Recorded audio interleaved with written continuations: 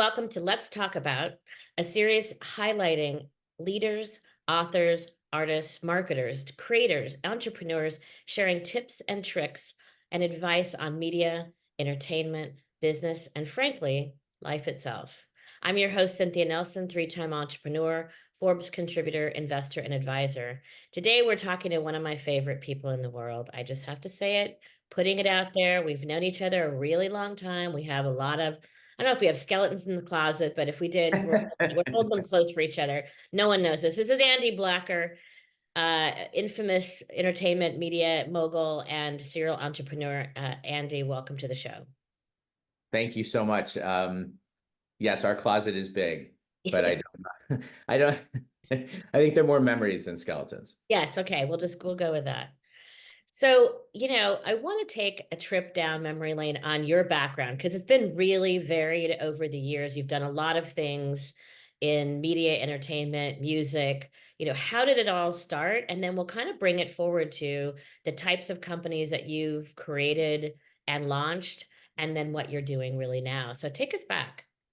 Awesome. It starts, believe it or not, when all the young kids wanted to watch the Super Bowl with their parents or with their friends, et cetera. And I like that. I was afforded from my folks the ability to watch the Grammys in their bedroom, which was the only place we had a television set at the time. And from the time I was 5, was captivated by entertainment, by music, by video. And I guess, at a young age, it excited me. But being the son of someone who was a media executive, I often found myself literally sitting in my dad's office, like right near his desk, listening to him do deals, and not business deals, but more the creativity behind how you can connect the joy and utility of consumption of entertainment. That's a mouthful, but what it essentially means is I was a dork and I loved watching deal making. And, I think what I learned from that piece of it, that sort of genesis, was the ability to understand, and we'll talk about this a bit today, the ability to understand what happened, right, from the advent of media, from radio, actually from the printing press to radio, to then television, right, and then to Betamax and VHS tapes, to home box office, then to in-room entertainment at hotels, right, pay-per-view, in a different setting, and then going all the way up to streaming, and now streaming has become more channelized again. What is new and what the young generation of amazing female engineers and entrepreneurs is building is still the exact same conceptual ideas and products that were built across those other mediums. None of it's changed. If you can provide joy and utility while a consumer is engaged, that's fascinating to me. And so my interest has changed as I've gotten older. I've tried to evolve. We have a 17-year-old currently in our house. And as much as I didn't want to be like my grandparents, who the biggest technology revolution they saw was the fax machine, I didn't want to be the person standing on the sidelines saying, but wait, appointment television is still important, or there's still a water cooler moment. But at the same time, I have the experience and potentially at times the maturity to understand that I have to learn what Discord is and Twitch is and what, shorts are and all of that fun stuff. But I also owe it to the young people coming up to share my experiences like we're doing today so that they can take from the models you and I built out, or that my dad built out back in the day, and apply those. Because again, from a marketing or monetization standpoint, the rules have not changed. Just the consumption and the distribution and the actual core asset has changed, but we are still captivated by living outside of our lives, and that's through entertainment and IP for sure. Yeah, I mean, that's a great synopsis of kind of the industry in entertainment media content, and storytelling is still, and great content is still number one. right? It still has to be engaging, has to be interesting, and then it's the distribution side. Where do you want this to live? And in what formats do you want it to live in? Is it short? Is it long form? Are they clips? Are they, and going back in your history of kind of companies that have maybe crossed all the borders together or mashed it together, like you had Tone Media. And Yeah, and explain what that, how that happened and what that was all about. sure. I might even go a jump back for a second. Yeah. So I Fine. exploded out of the gate with all my soapbox stuff about what could have been said simply is I loved I loved television when I was young. I would say that the sinew, the connecting piece between my journey is I've been able to, and I've been fortunate enough to be able to identify or be part of gaps in the market, right? And so I graduated from Cornell University, and all of my friends went into banking. Mm. And that summer, after our first year of working, they all wore their shirts, and all the women and men hovered around Goldman Sachs. And oh my gosh, you work there, and you work there, you work there. And I was on the beach wearing an Infoseek.com shirt. And why was that? Because I'd actually been recruited to go join something that at that time was nascent. There were 5 websites. For a different podcast, will tell you how I ended up there. But my first real job out of school was at the second search engine, Infoseek.com. And I was there I was the 15th employee. I was there through our IPO, which was 2 years later. And then I was there 2 years after that when Disney acquired us. That was fascinating because search was such and still is a foundation of how we are actually able to understand and engage, right, with content across this, at the time, this new platform, the internet. And this is like 1993, 1990. As I journeyed forward and was kind of coming out of Infoseek, it was it was like the halcyon days. I'd suddenly been at a place for 6 years. It was my first job. My title when I started there was director of business development, not an assistant account executive. And the reason that anyone was at that company at that time was because they lived within 2 miles of the Santa Clara office, Yeah. right? And that was the qualification. I actually was a recruit from New York, and only because I'd been for a minute at the Hearst Corporation working in the basement, doing packaging CD-ROMs, and that qualified me to join. The reason I bring up Infoseek before Tone Media is that when all was said and done, there was a lot of money that was made by a lot of people, and we were all at the right place at the right time.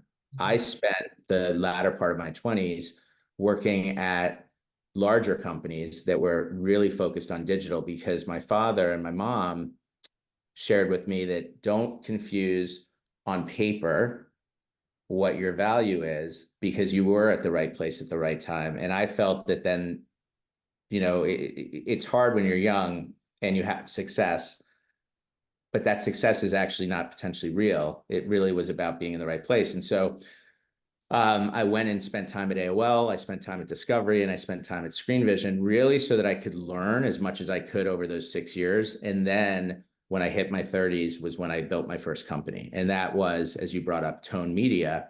And Tone Media was fascinating because a partner of mine in business, who was actually the founder of Tone Media, is named Val Katayev. And he had realized that Google had just released, for the first time ever, what were the most popular queries. And music lyrics and searching for lyrics for songs was the #2 most searched query after porn. Always porn first. Always But porn. Porn's number one. We all know that. it went porn, then music lyrics, and then weather, sports, stock news. Mm. Tone Media was a company where, again, we saw a gap in the market. There was a massive consumer behavior. You could type in Rihanna Umbrella or the Beatles Let It Be into Google, and the first page of results were various different web properties. Some were mature, some were not. Some were licensed, some were not. Some were based in the US, some were not. And we quickly put some capital to work and put a couple $1 million in, and we went out and found who owned that website that always came up first. And it turned out he was living in his parents' basement in Duluth, Georgia. And then we found who had the second website that came up, and that person was in Uzbekistan. And so we got all these websites licensed. We built parameters around them so that we could serve up ads and CPC, CPM, CPA. It was still sort of the early days of that. Yeah. And we systemized a business around a massive behavior. And I think that that's the same thing that happened at Infoseek. If you go backwards, right? We understood that there was going to be a need for search. In fact, we originally thought the ontology would be through a directory. Yeah. But then it became search. Tone Media was the first and largest ad network built around music lyrics. And then, you know, what I've found in business is that if you step back and you build great teams around you, you'll start to find ancillary businesses that you didn't start off to build. And if you're smart enough, you admit that you didn't start off to build them. One of the technologies that came out of Tone Media was that we could actually start to predict, based on what artists you were interested in, what your consumer profile would be. So much so that Huffington Post did a great article on us back in the day that said, did you know that Adele fans are 76% more likely to buy a Dell computer? And a Justin Bieber fan was more, and it was just because the way it's segmented out, Right, and right. because we were reaching 500 million consumers a month. So we use the artists to segment out profiles. And so that was Tone Media. It was an ad, it was disguised as an ad network around music lyrics, but it really was a different way into understanding consumers and the data around that. So that's what Tone Media was. And it was an amazing, I'm just turning off my phone. It was an amazing experience. I learned a great deal, and Val Katayev has gone on to just kill it, leading companies that have done incredibly well, from peer-to-peer lending to you name it. He was actually just on a retreat with Mr. Beast, so he's still very relevant. And but that was Tone Media, and the nice thing about it too was that it allowed me to be somewhat close to the music industry, but still not there yet. And so that was Tone Media. And I can tell you about the company after that, which is probably much better known than Tone Media, if you would like to hear about it. Yes, everyone's one. It's a fascinating story of data technology, and I know you love music, so it's also, you know, your love of music, being around it, being in it, part of it. Yes, please continue. So I wish I could take credit for this, but there was an application, Bands in Town. It existed, and we realized that with our reach, and if you take Bands in Town and you kind of put the two things together, Bands in Town was an application that would look at your playlist. It was free. It would go through your playlist, because playlists had just started with music being available online. And it would look and see that I liked Willie Nelson, that I liked Jay-Z, that I liked Rihanna, and that I liked Joe Cocker. And then it would put a geofence around where I lived, and it would alert me anytime those artists were coming to town. And the application is called Bands in Town. It still exists today. It's the world's largest live concert app and ticketing app, or driver to ticketing, I would say. And that makes great sense. We reach 500 million people. This is an app about music, concerts, etc. And we put it up, and if it had, you know, for illustrative purposes, 1,000 users at the time, I think after we put it up, it had 900 users. And it just that was a great experience to learn that philosophically it makes sense, but in actual consumer behavior and reality, it didn't make sense. At a certain point, Bruno Mars and some other artists started to tell their fan base about it, not because they cared about our company, but because they wanted more people at their shows. Right. And that was through MySpace, just to date ourselves. Mhm. And suddenly the app just went, you know, from 1,000 to 20,000. And we sold the business with Tone Media in 2006. And at that point in time, Bands in Town had 100 million active consumers on it. And I believe it still has that today. And it's just a big force in the music industry. So much fun. And again, a good example of, we saw a gap in the market. And most importantly, which I'll definitely keep repeating, it it follows my mantra that if you can provide joy and utility to Yeah. the consumer and also to the marketer, then you win. Then you Yeah. win. It's the same philosophy you've had kind of the entire time, and following the customer and identifying those gaps is so key. And then you've rolled into a couple of other companies. This is not the end of the story, everyone who's listening. Andy has more to Getting there spill. though. He has more to spill, definitely related to the journey of an entrepreneur, as very much a serial entrepreneur.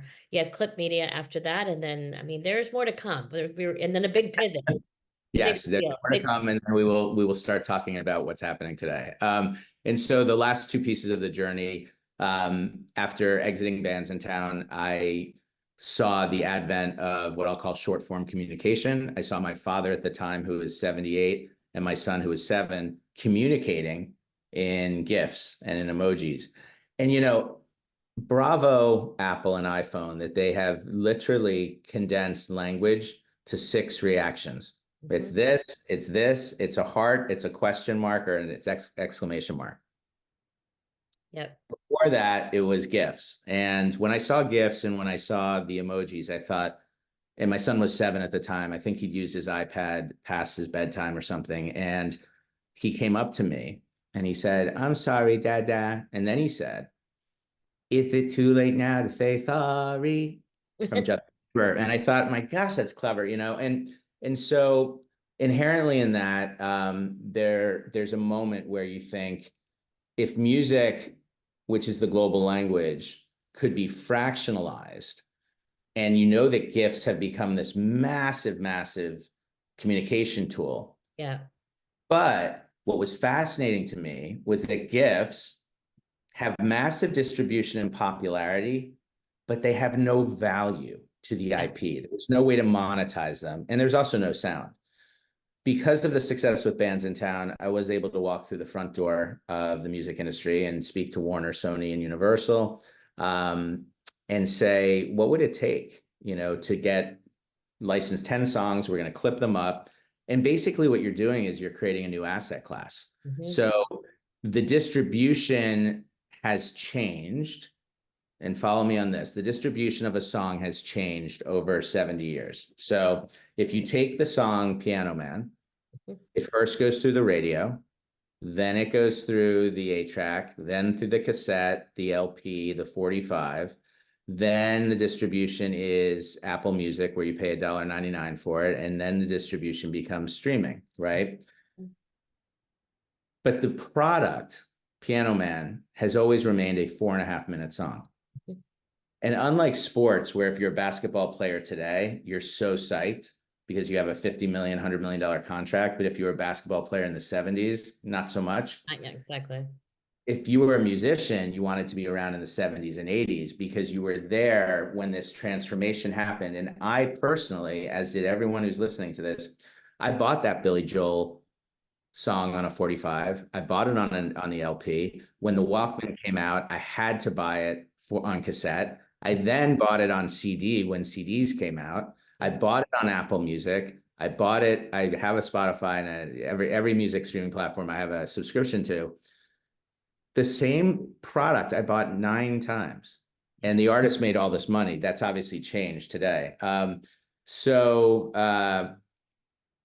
to get back to it, I thought that if this product that I bought 9 times, maybe there's a new way to distribute it directly through Neuralink into our head one day. But I thought no one's ever thought of creating a new product from a 4-minute song. And so we took music and we clipped it. And so if you took Let It Be, when I find myself in times of trouble, clip. Mother Mary comes to me, clip. Speaking words of wisdom, clip. Because each of those lines actually has value. Yeah. And we were correct and incorrect. We were incorrect in that we were going to launch an app, and we did not see, nor did anyone, Musical.ly coming, which is now Yeah. TikTok. We launched an app. It was a lot of fun. We got to about 100,000, 150,000 users. We were Apple's app of the day. And I was coming off of Bands in Town thinking, we'll just get another 100 million users. What we realized quickly was that wasn't going to work. Times had changed. There was no more Apple app of the week. It was specific to the actual individual user. Very hard to grow traffic. But since we'd clipped the songs, since we had the relationship and we'd done all the proper licensing with the industry, we actually created a B2B service where we became the boutique search engine of all clips. And on behalf of the music labels and publishers, we went and integrated music into all the different sectors of applications, whether they were dating, whether they were photo editing apps, video, social, fitness, you name it. And that business was called SongClip. I'm very proud of it. We thought it was going to be a 3-year journey. It's actually been an 8-year journey. Along the way, we were so caught up in the importance of music clips that we were able to acquire a company that was doing something fantastic, but with movies. And that was the consumer product for that is called yarn.co. And that reaches about 100 million people. You can go online and look up yarn.co. And just like with music, you can go into Yarn and you can type in anything. So, Andy, I like your glasses. Cynthia, you look beautiful. And anytime that's been said in a movie or a sports event, any form of video, we have those clips. And the reason that business was important is because as we started to see TikTok evolve and watch TikTok pay, hundreds of millions of dollars to put music into their service, why is it that Seinfeld clips and NBA clips, are across Instagram, Discord, et cetera?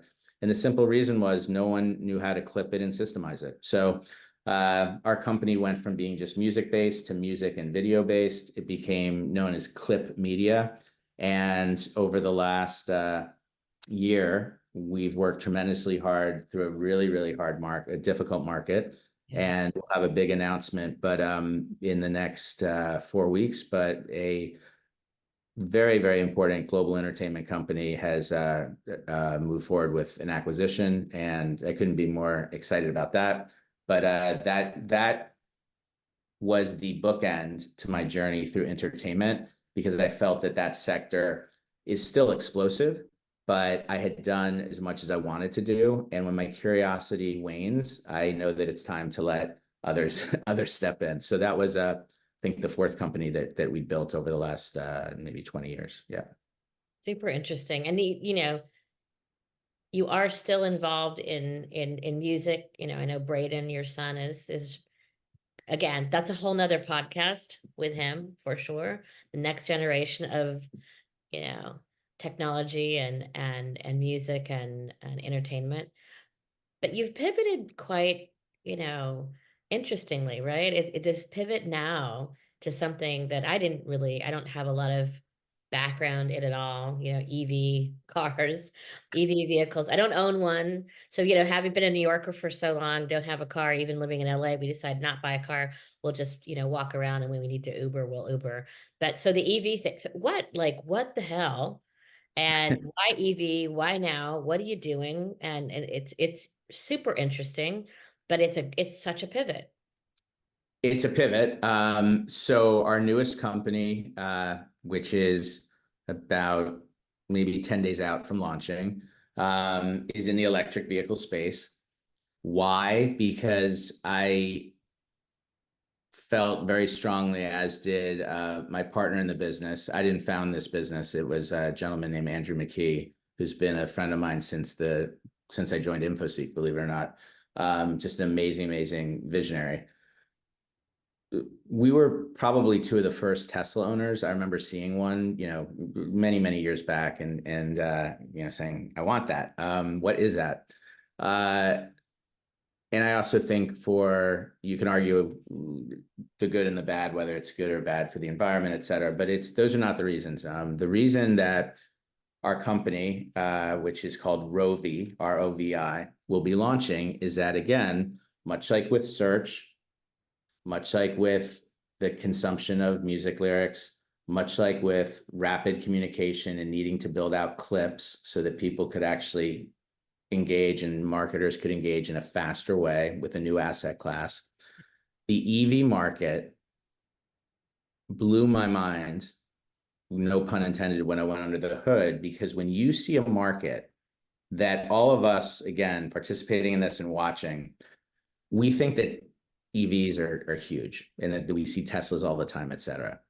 There are 380 million people in the United States. There are currently 5 million total electric vehicles. It's just that a lot of us live in the two most concentrated areas for them, which is, in the East Coast, it's Miami and New York City, and on the West Coast, it's LA and San Francisco.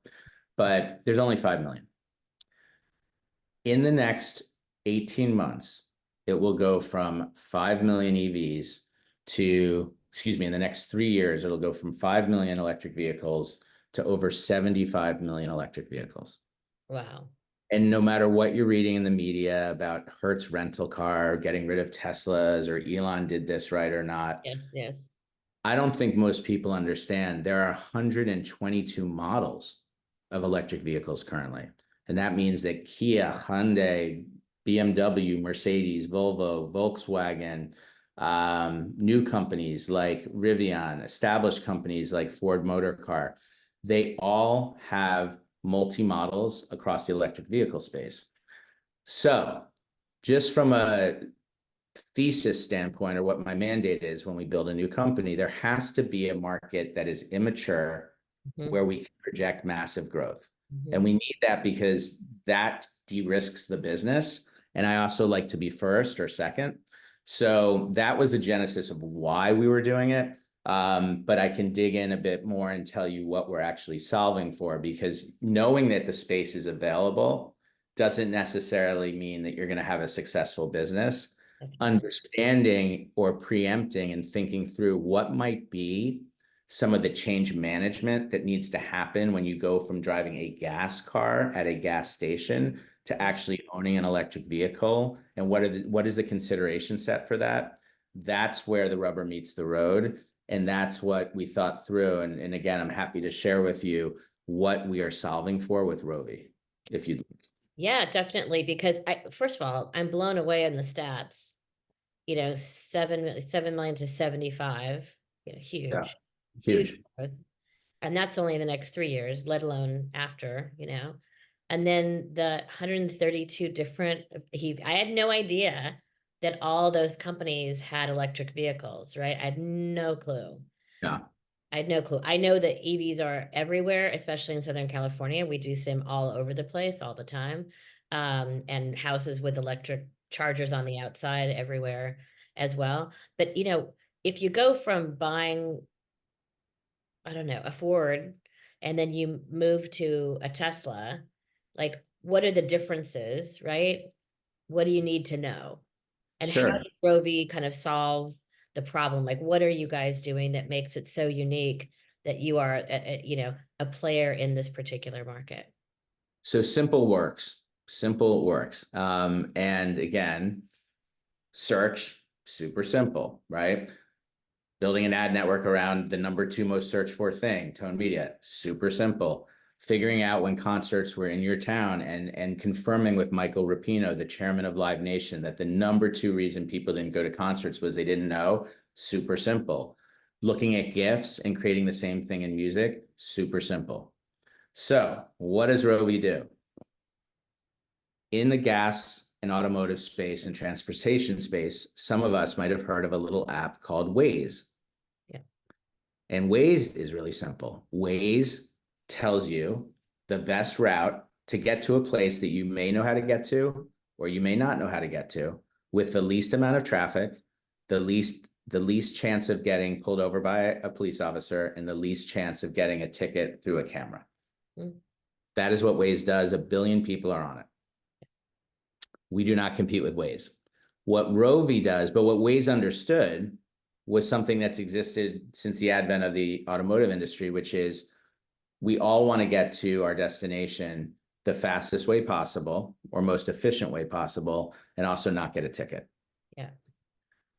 With Rovi, the biggest issue that will face all electric vehicle owners is what I call real-time availability. Unlike filling your car up with gas, if I pull up to a gas station, first of all, I don't even need to know where there's a gas station because there's always a gas station, Yeah. just like there's always a Starbucks. Exactly. But with Rovi, what we wanted to solution was the following. When you go to charge an electric vehicle, at best, it's 18 minutes. At worst, it could be up to an hour. Yeah. I know where the 2 or 3 electric charging stations are from my house. I don't need directions to them. Right. One is in a town called Manhasset, and one is in a town called Roslyn. They both look the same. They both charge the same. Or do they? What Rovi solves for is before I leave my house on my way to the city, I've built in 30 minutes to charge my car. However, I go to the station in Manhasset and I pull up and literally, oh my gosh, every single charging port is being used. And there's a BMW i4 and there's a Kia EV6 waiting in line to charge. I now know not only am I going to be waiting, but I'm going to miss my meeting in New York City. It Yeah. is not pulling up to a gas station where even if there are 3 people ahead of you, it's 15 minutes. Right. So what Rovi does is we tell you before you leave your house where there is availability at a charging station. The other thing that happens once you get your charge port, your charger connected, is oftentimes, even though it should only take 25 minutes or 18 minutes or 30 minutes, you plug the charging port in and it says it's going to take an hour or it doesn't work. Right. Again, this is very, very new industry and technology. So one, we tell you, is there a station available? Number two is relying on tech and also the consumers, like the UGC side of it, just like TripAdvisor or Right. Resi or Right. Table. We have consumers in real time tell us what is the compatibility and what is the health of these charging stations. Do they work? Yeah.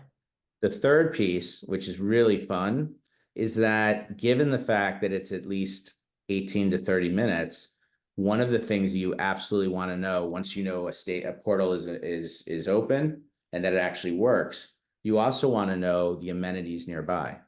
And so whether that means I've got the dog with me in my car and I want to be near a dog park so I can walk the dog while I charge my car, whether it means I'm coming home late at night with my wife and I want to make sure that this charging station is actually in a safe place. If it's raining out, would I prefer to go to a charging station that's covered in a parking garage, and so on and so forth. And so the opportunity when you see a 15x growth of consumers in 2 or 3 years is awesome. But just solving the number one reason people aren't buying EVs, which is range anxiety, Yeah. we took the approach that it had to do with, before I go to the station, is there going to be a charge port available? And so it's a simple, simple thing in what the mission and what the offer is, but a highly, highly complex backend and technology suite.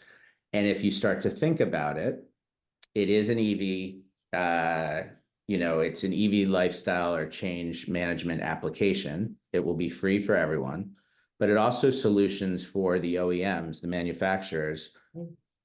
this reason that's keeping EVs an extra 2 months on the lot. And unlike Tesla, which is a technology company, the majority of auto manufacturers don't want to have to build apps. And Right. the dealerships need something to keep the person on the lot, because everyone who drives an EV says it's phenomenal. And then they walk away not purchasing it because they're afraid of charging.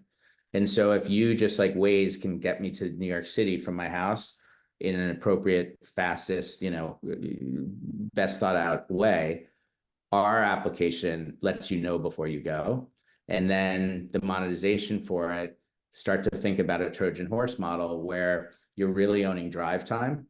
Mhm. You're knowing the model of car. It's multifaceted in terms of how it monetizes. And I don't want to give it all away yet, but I would say that everything from, well, I'll put it in a mysterious way. Not only can I tell you which charging station is available, I 70% of the time can direct you to one of them based on incentives and based on our marketing partners, and it works. And you'll get to see what that looks like. But my wink of the eye would be what happened in the airline business, and I think it's called frequent flyer miles. There's a whole massive opportunity regarding allegiancy and moving people to different charging stations and getting rewarded for that in a way that's super fun, and it can be immediate or long term. But again, we looked across at other industries that had done this. We looked at what consumers told us. We've spent over 2 years with our own capital building this. And we also have some really unique first to market partnerships, because while I love the EV space, it would be silly not to bring with me all of my media background.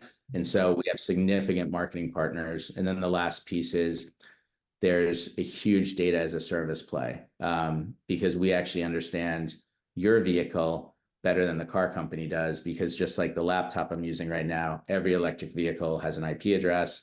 And so when they're using our app, we're able to really understand what they're doing, and then, offer up parallel or ancillary, applications and experiences that make driving, but also just what you have to do that week, more fun.